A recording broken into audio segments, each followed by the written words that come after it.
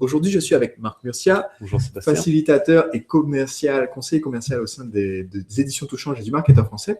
Et avec Marc, aujourd'hui, on va donner suite à notre précédent podcast où on vous parlait des objections des clients, de quelle était l'objection numéro 1 chez vos clients.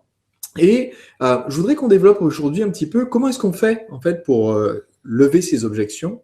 Parce que si vous suivez mes formations, mes conseils de marketing, eh bien vous allez construire une machine à vendre, une machine marketing qui est automatisée, qui permet aux gens, quand ils se sont inscrits, quand ils ont donné leur adresse email, eh bien d'avoir des conseils, des vidéos, des contenus pour vendre vos produits.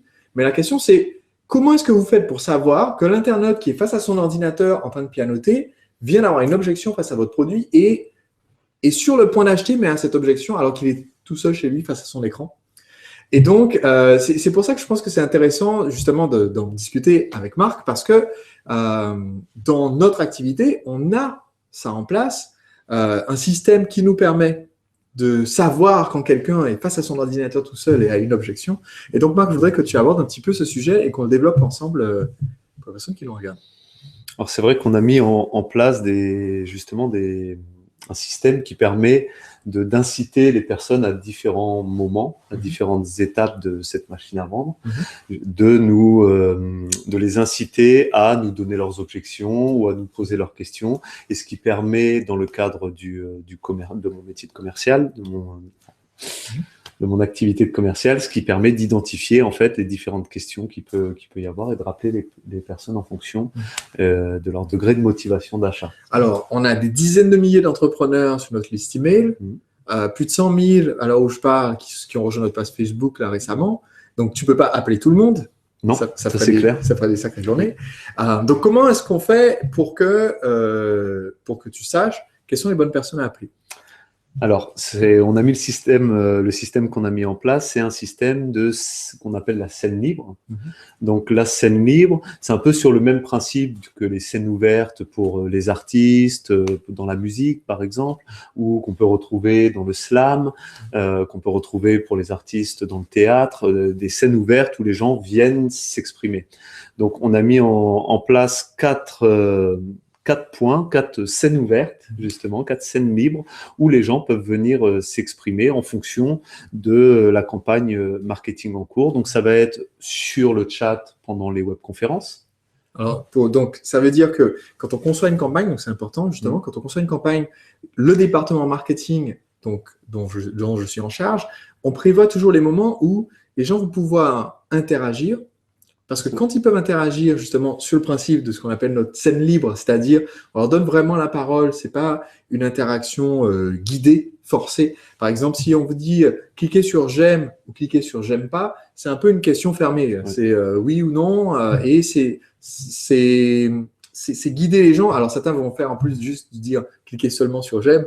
Donc du coup, on est vraiment sur une question tellement fermée que c'est oui ou oui. Et du coup, c'est très limité parce que les gens ne peuvent pas interagir réellement avec vous et entre eux. Alors que quand on fait par exemple un lancement orchestré ou quand je fais une webconférence, eh bien le fait de mettre un chat, par exemple pour la webconférence dont tu parlais, ça permet aux gens d'interagir à la fois avec moi, mais aussi avec mon équipe. Donc, Marc, en général, quand je fais une webconférence, est présent sur le chat pour pouvoir répondre, interagir, conseiller, donner des compléments, donner des exemples. Si les gens disent « Oui, mais je viens de regarder le conseil donné par Sébastien, je me demande comment ça s'applique. » Marc est là pour venir apporter ce soutien supplémentaire. C'est ça.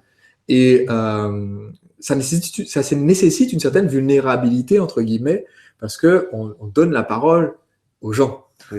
On leur dit, voilà, bon, maintenant, laissez un commentaire, laissez un message dans le chat. Et du coup, on ne peut pas prévoir, ce n'est pas une question fermée, on ne peut pas prévoir à l'avance ce que les gens vont dire. Donc, si ça se trouve, ils vont nous expliquer toutes les raisons pour lesquelles ils ne vont pas acheter. Et c'est là, justement, que c'est intéressant parce que ça crée ce rapport humain qui nous permet après de rebondir sur ces objections. Donc, le premier que tu as cité, c'était la webconférence. Donc avec le chat sous l'écran des webconférences de diffusion. Le deuxième, ça va être dans le fil des commentaires pendant un lancement orchestré. Où là, de la même façon, on laisse l'opportunité aux gens de s'exprimer. Donc souvent, on arrive à repérer les objections, souvent on arrive à repérer les gens qui sont clairement chauds, mais qui ont besoin d'un petit, d'être assurés sur un petit point avant de passer à l'action. 90% de leur décision. Donc, on utilise également les sondages pour ça. C'est un très bon moyen. Et donc, avec l'analyse des réponses dans les sondages, on peut voir les personnes qui sont potentiellement très avancées dans leur démarche et les rappeler. Alors ça, c'est un point intéressant que tu abordes. On a une formation qui s'appelle « Votre première vente en 31 jours » et dans laquelle un des points clés, c'est cette idée que si vous n'avez pas de liste de prospects, quand vous allez faire ce que j'appelle votre étude de marché, et dans la formation, j'enseigne l'étude de marché express, c'est-à-dire comment faire pour avoir les 30 premiers clients potentiels, les 30 premiers prospects intéressés qu'on va sonder pour savoir comment présenter notre produit. C'est un double intérêt de faire un sondage. D'un côté, vous avez les réponses qui sont l'étude de marché, qui vont vous dire quels sont les mots à utiliser dans le marketing, et aussi les mots à utiliser dans la vente, c'est-à-dire une fois qu'on les aura en face à face ou au téléphone. Mais non seulement le sondage me permet de recueillir des éléments, des informations de marketing, mais ça me donne aussi des informations sur les personnes qui ont répondu au sondage. Et c'est là que c'est utile de récupérer les coordonnées, quand vous faites un sondage, récupérer les coordonnées des gens qui ont répondu, de ne pas faire que des sondages anonymes. Parce que si je fais un sondage anonyme, ça me donne l'info marketing. Mais du coup, si quelqu'un dans le sondage me dit, ça m'arrivait au tout début, justement parce que je n'avais pas de fonction commerciale et même pas l'idée de ce côté commercial, ça m'arrivait dans un sondage où quelqu'un me rédige une réponse d'une demi-page ou une page A4 dans le sondage en disant voilà, j'ai tel problème, j'ai tel souci, je suis sûr que le programme pourrait m'aider, recontactez-moi dès que vous avez une minute, sauf que j'ai pas demandé de numéro de téléphone. Donc la personne dit recontactez-moi, mais en fait, je sais pas qui c'est. Ouais. Et du coup, ben, non seulement c'est dommage pour moi parce que j'ai perdu ce potentiel de recontacter la personne, mais c'est aussi dommage pour la relation que j'ai avec cette personne parce que elle se souvient pas, enfin, elle peut pas savoir que je sais pas qui c'est.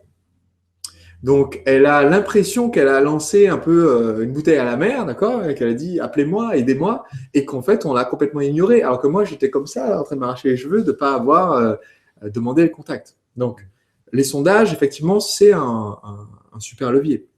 Complètement. Alors, tu as mentionné, donc, il y en avait plusieurs. Donc, on a parlé de la webconférence, chat sur webconférence, fil des commentaires, lancement orchestré, les sondages. On a également les quatrième messages au SAV. Ouais. On a les messages au SAV et on a on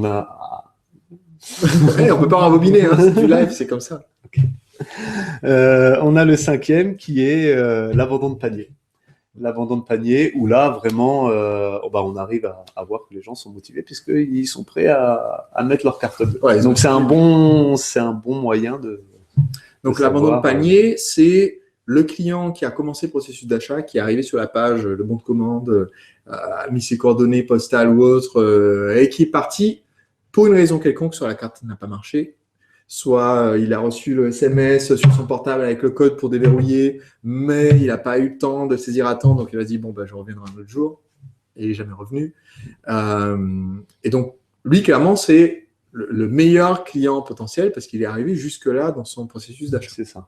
C'est ça. Et puis là, pour ce client-là, ce qui est intéressant, c'est que la phase de rappel, généralement, c'est souvent une phase où il n'y a quasiment qu'à conclure la vente.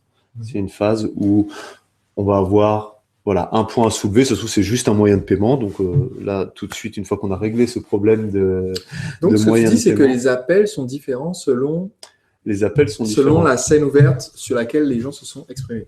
Clairement. On ne dit pas la même chose à quelqu'un qui a commencé sa commande et qu'on essaye de convaincre de finir sa commande qu'à quelqu'un qui a juste laissé un commentaire dans un sondage, un commentaire sous une vidéo de lancement orchestré, etc. Complètement. De toute façon, dans les commentaires, dans le chat, on va identifier les questions comme étant des signaux d'achat. Donc, en fonction de ça, en fonction du signal que donne la personne à travers son commentaire, à travers sa question dans le chat, on va adapter forcément l'argumentaire qu'on va avoir avec lui. Toutes les questions ne se valent pas. Et non, complètement. Et c'est là où il y a des personnes où il va falloir repartir vraiment sur une conversation globale, reprendre tout de A à Z, parce qu'on sent qu'elles ne maîtrisent pas trop, elles ont beaucoup de questions, et elles ne maîtrisent pas trop comment ça peut s'appliquer justement à leur propre cas. Donc là, on reprend tout de A à Z, et ça va jusqu'à crescendo, jusqu'à des personnes où on répond à une question, et puis on y va, on s'inscrit, donnez-moi vos informations et puis on va finaliser la commande. Donc on conclut tout simplement la vente. Ok. Donc ça serait un sujet intéressant, je pense, à développer sur un prochain podcast, cette différence en fait qu'il y a selon le stade où on est la personne dans son processus d'achat. Donc on va revenir là-dessus dans un prochain podcast.